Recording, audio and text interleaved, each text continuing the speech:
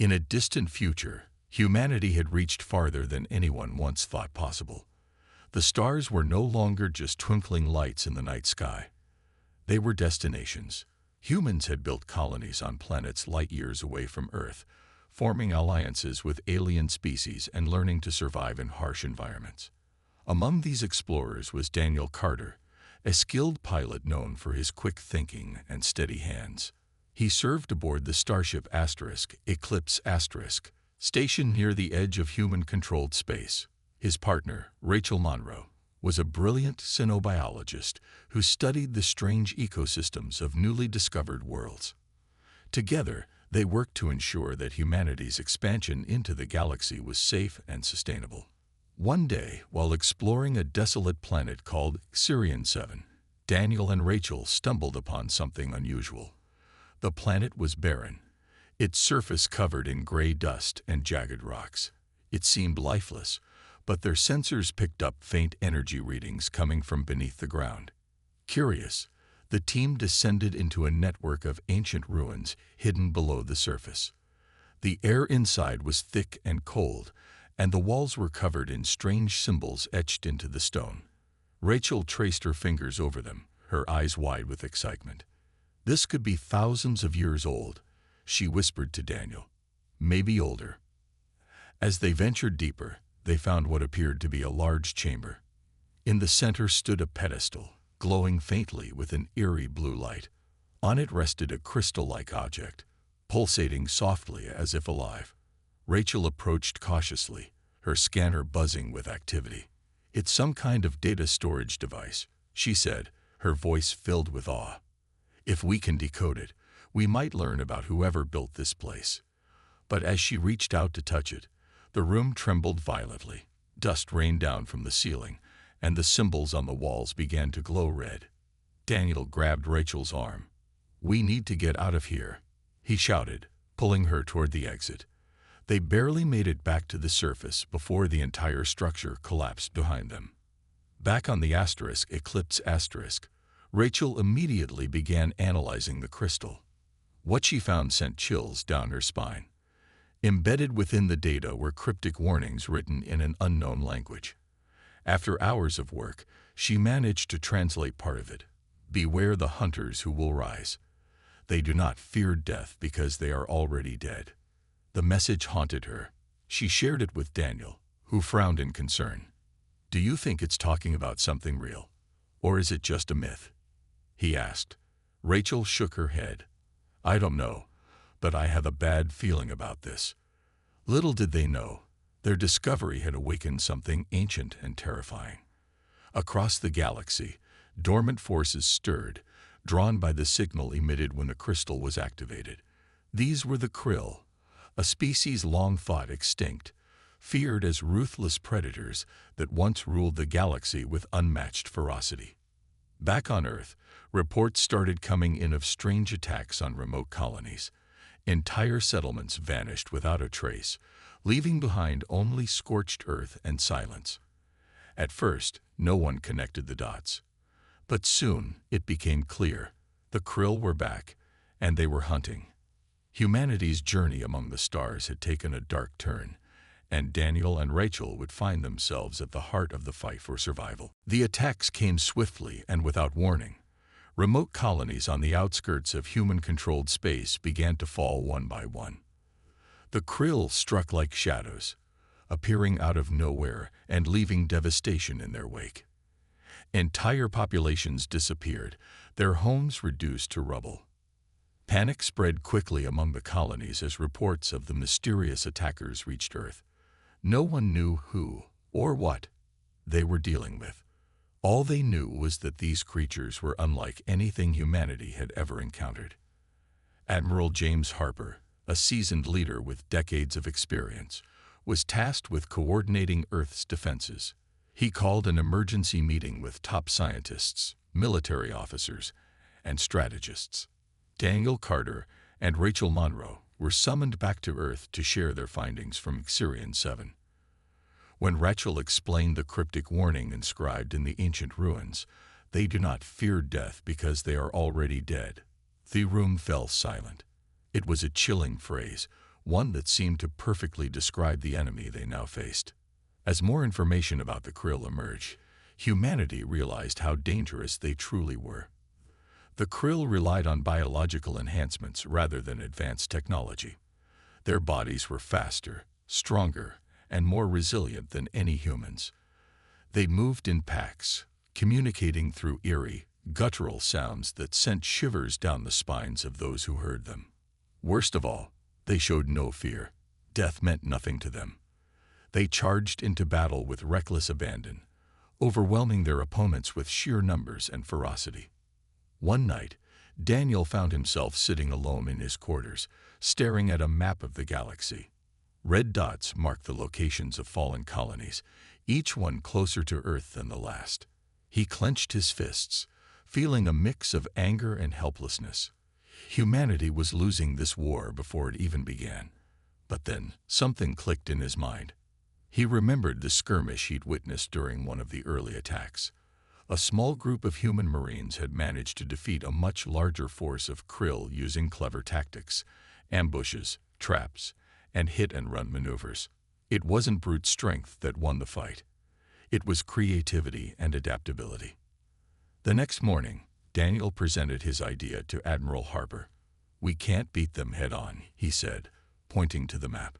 "But we can outsmart them.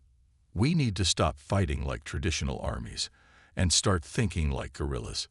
Hit them where they least expect it, strike fast, and disappear before they can retaliate." Harper listened carefully, rubbing his chin thoughtfully. While some dismissed Daniel's plan as too risky, others saw potential in it. Among them was Emily Dawson, a young engineer known for her innovative designs. Emily had been working on new weapons tailored for close-quarters combat. Inspired by Daniel's vision, she proposed modifying existing technology to suit guerrilla tactics. She envisioned handheld devices capable of creating temporary shields, portable EMPs to disable Krill enhancements, and even drones designed to mimic human movements and draw enemies into traps. Her ideas sparked hope among the team, giving them a glimmer of confidence in the face of despair. Meanwhile, Rachel continued studying the crystal from Xerion 7, determined to uncover more clues about the Krill. Late one evening, she discovered something startling. Buried deep within the data was a fragment of history, a record left behind by the Krill's creators. According to the text, the Krill weren't always apex predators. They were engineered by another race to serve as weapons of mass destruction. Over time, they broke free from their creators' control and evolved into independent beings. This revelation raised questions. If the Krill were created, did that mean they had weaknesses? Could humanity exploit those flaws to turn the tide of the war? Rachel shared her findings with Daniel, who nodded grimly. "Every predator has a weakness," he said. "We just have to find theirs." As they spoke, the weight of the situation hung heavy in the air. Humanity was running out of time. The Krill were closing in, and Earth itself was now within striking distance. But amidst the fear and uncertainty, a spark of determination burned brightly. For the first time since the attacks began, people started to believe that victory might still be possible, if only they could think differently, move faster, and fight smarter. As the Krill attacks grew more frequent and brutal, humanity's situation became desperate. Entire colonies were wiped out within days, their populations erased as if they had never existed. The Krill seemed unstoppable, their relentless assaults pushing humanity to the brink of collapse. But amidst the chaos, small pockets of resistance began to form. These groups weren't official armies or government forces. They were ordinary people fighting to protect their homes. One such group was led by Marcus Lee, a former farmer whose quiet life on his homeworld had been shattered when the Krill razed it to the ground. Marcus had lost everything: his family, his farm, his sense of peace, but he refused to give up. He gathered survivors from nearby settlements, arming them with whatever weapons they could scavenge. Among them was Sarah Brooks, a sharp-witted hacker who had once worked for a tech company before the invasion. Sarah's skills proved invaluable. She managed to infiltrate the Krill's communication networks, intercepting signals and gathering intel about their movements. Together, Marcus and Sarah formed a plan. Instead of waiting for the Krill to attack, they would strike first, hitting them where it hurt most: their supply lines. Their first mission was risky but necessary. A convoy of Krill warriors was traveling through a narrow canyon, carrying supplies to reinforce an upcoming assault on a human colony. Marcus and his team set up ambush points along the cliffs above the canyon, hiding among the rocks and shadows. When the Krill passed below, Sarah triggered a series of explosions that blocked both ends of the canyon, trapping the convoy inside. Then the resistance fighters opened fire, raining down grenades and gunfire on the unsuspecting predators. The Krill fought back fiercely, but the humans' superior knowledge of the terrain gave them the upper hand. By the time the battle ended, the entire convoy lay in ruins, and the resistance had claimed its first major victory. News of their success spread quickly, inspiring others to take up arms. Across the galaxy, similar groups began adopting guerrilla tactics, striking at the Krill from the shadows and disappearing before reinforcements could arrive. Daniel Carter watched these developments with growing hope. His idea of fighting like guerrillas was gaining traction, proving that humanity's greatest strength wasn't brute force, it was adaptability. He reached out to Marcus and Sarah, offering them support and resources. In return, they shared their strategies with other resistance cells, creating a network of fighters united by a common goal: survival. Meanwhile, Emily Dawson worked tirelessly to develop new tools for the resistance. Her portable EMP devices proved especially effective, disabling the biological enhancements that made the Krill so deadly. She also created decoy drones equipped with speakers that mimicked human voices, luring Krill into traps. These innovations gave the resistance a critical edge, allowing them to hold their own against an enemy that vastly outnumbered them. Rachel Monroe continued her research, diving deeper into the data from Xerion 7. Late one night, she stumbled upon something extraordinary. Hidden within the ancient records was a mention of a specific frequency, a sound wave capable of disrupting the Krill's neural pathways.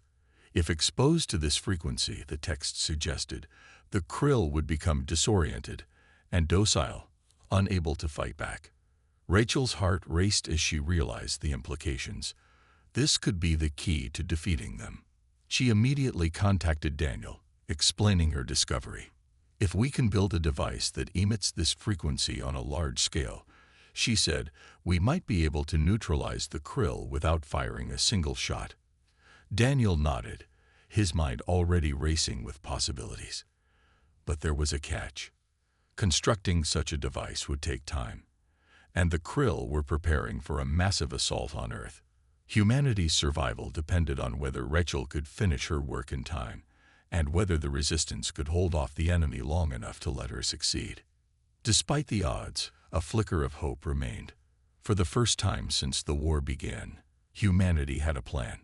It was dangerous, untested, and fraught with risks, but it was all they had. And in the face of extinction, even the slimmest chance was worth fighting for. The galaxy was on fire. The Krill had launched a massive offensive, targeting key human colonies and supply routes. Their goal was clear: to cripple humanity's ability to resist before launching their final assault on Earth. The resistance fighters, scattered across the stars, fought valiantly to slow the invaders, but the odds were stacked against them. Every victory came at a cost, and every loss brought the Krill closer to their ultimate target. Marcus Lee and Sarah Brooks led one of the largest resistance cells, operating from a hidden base deep within an asteroid field. The location was remote and difficult to detect, making it the perfect staging ground for hit-and-run missions. Marcus spent his days training new recruits, teaching them how to move silently, strike quickly, and survive in the harshest conditions. Sarah, meanwhile, worked tirelessly to gather intelligence, hacking into Krill systems to uncover their plans. Her efforts paid off when she discovered that the Krill were preparing to invade a major human colony known as Haven 9, a heavily populated world that served as a critical hub for resources and trade. Knowing they couldn't defend Haven 9 directly, Marcus and Sarah devised a daring plan. Instead of trying to protect the colony, they would sabotage the Krill fleet before it reached the planet. Using stolen Krill codes, Sarah created a fake distress signal, luring a small group of enemy ships into a trap. Marcus and his team hid among the wreckage of old space freighters, waiting patiently for the Krill to take the bait. When the predators arrived, the resistance struck with precision, disabling 2 of the 3 ships before retreating into the asteroid field.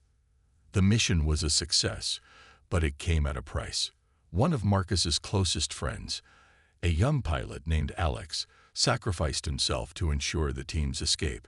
Back at the base, Marcus sat alone in silence, staring at the floor. He clenched his fists, anger and grief boiling inside him. Sarah found him hours later and placed a hand on his shoulder. "We can't bring him back," she said softly, "but we can make sure his death wasn't in vain." Marcus nodded, wiping his face. There was no time for mourning, not while the war raged on. Meanwhile, Rachel Monroe worked day and night to build the device based on her discovery of the neural disrupting frequency. She knew the stakes. If she failed, humanity would fall. With help from Emily Dawson and a team of engineers, Rachel constructed a prototype capable of emitting the frequency over a short range. Tests showed promising results.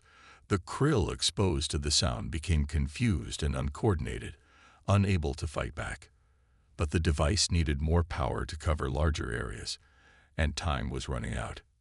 Daniel Carter stayed in constant communication with Rachel, offering support and relaying updates to Admiral Harper. He also coordinated with resistance groups like Marcus's, ensuring they had the supplies and intel needed to keep fighting. Despite the mounting pressure, Daniel remained optimistic. "We faced worse odds before," he told Rachel during one of their calls, "and we're still standing." As the days passed, the krill closed in on Earth. Their massive fleet loomed on the horizon, a dark cloud blotting out the stars. Humanity braced itself for what seemed inevitable: the final battle. Resistance fighters prepared to launch diversionary attacks behind enemy lines, hoping to buy Rachel enough time to complete her work. Ships were armed, weapons checked, and strategies reviewed. Everyone knew the risks, but no one backed down. In the end, it all came down to timing. Rachel's device had to be ready when the krill attacked, or everything would be lost.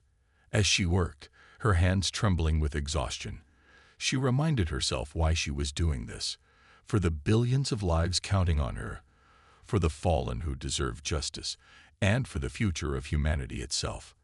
Outside her lab, the galaxy burned, but inside, hope flickered like a tiny flame, refusing to die. Earth's skies darkened as the krill fleet approached, a swarm of ships blotting out the sun. The final battle was here, and humanity stood on the edge of extinction. Admiral James Harper issued orders from Earth's orbital command center, his voice steady despite the weight of the moment. Every available ship and soldier was mobilized to defend the planet. Daniel Carter led a squadron of elite pilots tasked with holding off the krill fleet long enough for Rachel Monroe's device to activate. It was a desperate plan, but it was the only chance they had.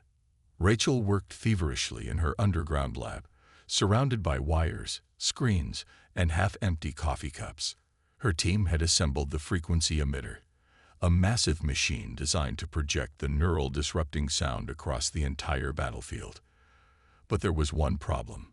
The device required an immense amount of power, more than any standard generator could provide. Emily Dawson suggested overloading the system by linking it to Earth's global energy grid, a risky move that could destroy the machine and possibly the surrounding area. Rachel hesitated for only a moment before giving the order. "Do it," she said firmly. There was no room for doubt now. As the krill fleet entered orbit, their ships unleashed devastating barrages of energy weapons, targeting Earth's defenses.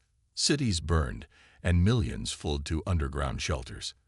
In space, Daniel's squadron engaged the enemy, weaving through the chaos of explosions and debris. His fighter darted between krill cruisers, firing missiles, and drawing fire away from the larger human ships. "Hold the line," He shouted over the comms, his voice cutting through the static. The pilots responded with determination, each one knowing this might be their last stand. On the ground, Marcus Lee and Sarah Brooks coordinated with resistance fighters to sabotage the Krill landing zones. Armed with EMP devices and explosives, they struck at the invaders' weak points, disabling dropships and scattering their forces. Sarah hacked into the Krill's communication network, feeding false information to confuse their commanders. "They're falling for it," she exclaimed, watching as Krill troops redirected to phantom threats. Marcus grinned, but his expression quickly turned grim as he saw the sheer number of enemies still pouring onto the planet. "We're buying time," he reminded his team. "That's all we can do." Back in the lab, Rachel initiated the final sequence. The machine hummed to life, its panels glowing brighter with each passing second. Outside, Krill warriors breached the facility's perimeter, their guttural roars echoing through the halls. Security teams fought to hold them back, but the creatures were relentless. Rachel ignored the sounds of combat, focusing solely on the task at hand. She adjusted the frequency settings one last time, her hands trembling as she typed. "This is it," she whispered to herself. "Please work." The machine reached full power just as the first Krill warrior burst into the lab. Rachel hit the activation button and dove behind a console as the room filled with a high-pitched whine. The Krill froze mid-charge, their bodies twitching uncontrollably. One by one, they collapsed, their predatory instincts neutralized by the frequency. The effect rippled outward, spreading across the battlefield like a wave. In space, Daniel watched in awe as Krill ships began drifting aimlessly, their crews incapacitated. On the ground, Marcus and his team cheered as the invaders fell where they stood. But the victory came at a cost. The overload destabilized the machine, causing a massive explosion that destroyed the lab and nearly took Rachel with it. She stumbled out of the wreckage, coughing and covered in soot, but alive. As the dust settled, the reality of what had happened sank in. The Krill were no longer a threat. Humanity had won. Daniel landed his battered fighter near the ruins of the lab, rushing to find Rachel. When he saw her standing amidst the debris, he embraced her tightly. "You did it," he said, his voice thick with emotion. Rachel nodded, tears streaming down her face. "We did it," she replied softly. Across the galaxy, the news spread quickly. For the first time in months, people dared to hope again. The war was over, and humanity had proven itself stronger than ever before. In the days following the activation of Rachel's device, humanity began the long and painful process of rebuilding. The Krill, once fearsome predators, now lay docile and confused across the galaxy. Their ships drifted aimlessly in orbit, their crews unable to function without the neural pathways that had driven them to hunt and kill. On Earth, people emerged from underground shelters, blinking in the sunlight after weeks of hiding. Cities were in ruins, and the scars of war would take years to heal, but there was a sense of relief and gratitude that they had survived. Rachel Monroe became an instant hero. Her name was on everyone's lips, from news broadcasts to whispered conversations in refugee camps. She had risked her life to save billions, and though she didn't seek recognition, it found her anyway. Reporters swarmed around her whenever she appeared in public, asking about her discovery and how she managed to unlock the secrets of the ancient ruins. Rachel answered as best she could, but her mind was already focused on the future. "The war is over," she told Daniel one evening, as they sat together watching the sunset. "But we have to make sure something like this never happens again." Daniel nodded, his thoughts mirroring hers. He had spent years fighting battles in space, but now he felt a deeper responsibility to ensure that humanity learned from its mistakes. With the Krill neutralized, Earth's leaders turned their attention to studying them. Scientists and xenobiologists worked tirelessly to understand their biology, hoping to uncover more weaknesses or prevent any chance of resurgence. Rachel led the effort, dedicating herself to decoding the rest of the data from Sirian 7. What she found shocked even her. The krill had been engineered not just as weapons, but as tools for extermination. Their creators had designed them to wipe out entire civilizations, leaving no survivors behind. This revelation raised troubling questions. Who had created the krill? And why? Rachel suspected the answers lay in the ruins of other ancient worlds, hidden across the galaxy. She proposed a new mission: to explore these sites and uncover the truth about the krill's origins. Admiral Harper supported her plan, allocating resources and personnel to assist. For Rachel, it wasn't just about science. It was about protecting humanity from threats they couldn't yet imagine. Meanwhile, Marcus Lee and Sarah Brooks returned to their homeworld, determined to rebuild what had been lost. The colony was in ruins, its fields scorched and buildings reduced to rubble. But Marcus refused to give up. He rallied survivors, organizing teams to clear debris and plant new crops. Sarah used her hacking skills to restore communication networks, reconnecting the colony with the rest of the galaxy. Together, they inspired hope in those around them, proving that even in the face of devastation, resilience could prevail. As weeks turned into months, humanity began to thrive again. The krill, now pacified, were studied and monitored under strict supervision. Some scientists believed they could be rehabilitated, taught to live peacefully alongside other species. Others argued they were too dangerous to trust. The debate raged on, but for most people, the immediate threat was gone, and that was enough. Daniel retired from active duty, choosing instead to teach young pilots at a flight academy. His students idolized him, hanging on every word as he shared stories of bravery and sacrifice. Through his lessons, he passed on not only technical skills, but also the values of teamwork, creativity, and courage. "We're explorers," he often said, "not conquerors. Remember that." Rachel continued her work, traveling to distant planets in search of answers. She knew the galaxy still held mysteries, some beautiful, some terrifying, but she faced them with unwavering determination. Humanity had proven itself capable of overcoming impossible odds, and Rachel believed they could do it again if necessary. In the end, the war against the krill became more than just a story of survival. It was a testament to humanity's strength, ingenuity, and unity. Though the scars of battle remained, so did the lessons learned. And as humans looked to the stars once more, they carried with them the knowledge that they were no longer prey. They were hunters, explorers, and survivors. Years passed since the defeat of the krill, and humanity entered a new era of peace and exploration. The galaxy, once filled with fear and destruction, now buzzed with activity as humans and other species worked together to rebuild what had been lost. Earth itself transformed, its cities rising from the ashes stronger and more united than ever before.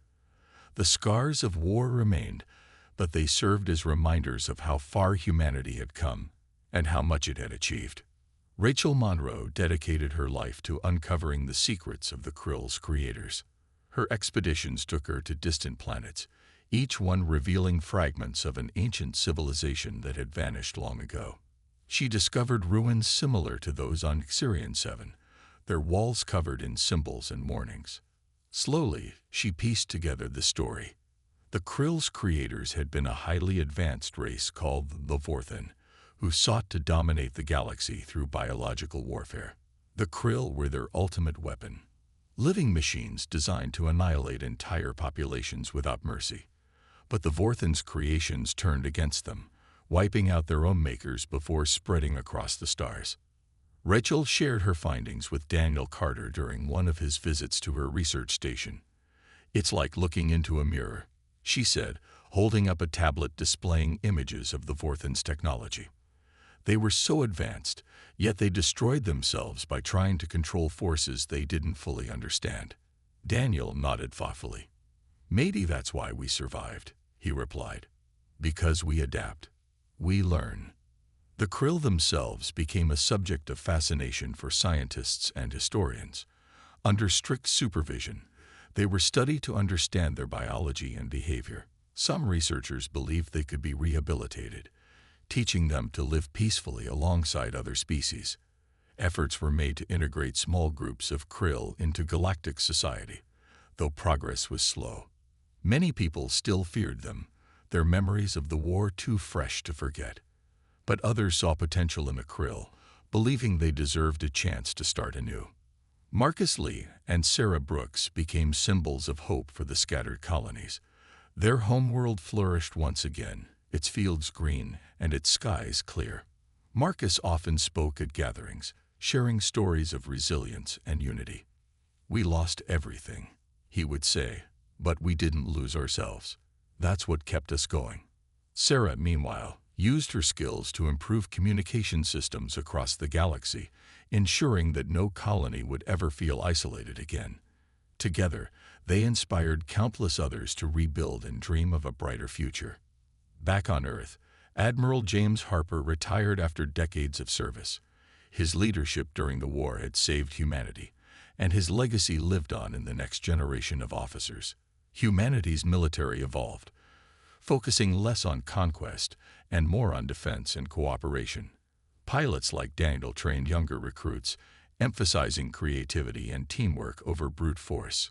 "The galaxy is big enough for all of us," Daniel often told his students. "Our job is to protect it, not conquer it." As humanity looked to the stars, they realized they had earned their place among the cosmos, not as conquerors or destroyers, but as explorers and guardians. The war against the krill had taught them humility and strength, showing them that survival depended not on power, but on ingenuity and courage.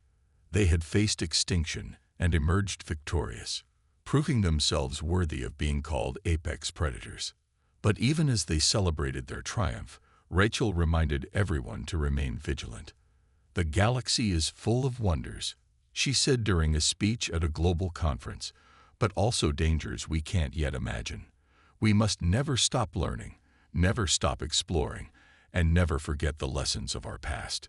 And so, humanity moved forward, united by shared struggles and dreams. They had faced their darkest hour and emerged stronger than ever, ready to face whatever challenges lay ahead. The stars beckoned, and they answered, with hope, determination, and an unyielding spirit. Decades passed, and humanity's place in the galaxy was no longer questioned. They had proven themselves not only as survivors, but as leaders among the stars. The war with the krill became a chapter in history books, studied by scholars and told in stories to younger generations. It was a tale of resilience, unity, and ingenuity, a reminder that even in the face of overwhelming odds, humanity could rise above.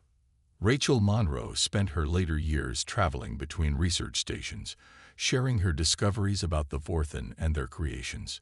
Her work reshaped humanity's understanding of the galaxy, showing them the dangers of unchecked ambition and the importance of learning from the past. Though she grew older, her passion never faded. She often said, "The universe is a teacher. It gives us challenges so we can grow stronger." Her words inspired countless scientists and explorers to continue pushing boundaries, seeking knowledge in the farthest reaches of space. Daniel Carter, now an elder statesman of sorts, became a mentor to pilots across the galaxy. His academy produced some of the finest aviators humanity had ever seen, each one trained not just in combat, but in diplomacy and cooperation. He often visited schools and colonies, telling stories of the war and the lessons it taught him. "We're not invincible," he would say with a smile, "but we're adaptable. That's our greatest strength." Marcus Lee and Sarah Brooks remained pillars of their community, guiding their homeworld into a golden age of prosperity. Marcus's field stretched farther than ever before, feeding not just his colony but others nearby. Sarah's communication networks connected distant worlds, fostering trade and friendships that spanned light years. Together, they showed that even after unimaginable loss, life could flourish again. The krill, once feared as unstoppable predators, found a fragile peace under humanity's guidance. While many still viewed them with suspicion, others saw potential in their rehabilitation. Over time, small groups of krill began working alongside humans and other species, contributing their unique abilities to shared goals. It was a slow process, fraught with challenges, but it proved that even former enemies could find common ground. Earth itself transformed into a beacon of hope for the galaxy. Its cities were rebuilt with sustainability in mind, powered by clean energy, and designed to coexist with nature. Humanity's central government evolved, prioritizing collaboration over conquest. Colonies thrived, united by a shared vision of exploration and growth. The scars of the war remained, etched into monuments and memorials, but they served as reminders of how far humanity had come and how much further it could go. As Rachel stood on a balcony overlooking Earth one evening, she reflected on everything that had happened. The war, the sacrifices, the victories, they all felt like pieces of a larger puzzle. Humanity had faced its darkest hour and emerged stronger, wiser, and more united. She smiled as she watched a fleet of ships launch into the sky, carrying explorers to new worlds. "We've earned this," she whispered to herself, "and we'll keep earning it." Daniel joined her moments later, holding 2 cups of tea. He handed one to Rachel and leaned against the railing beside her.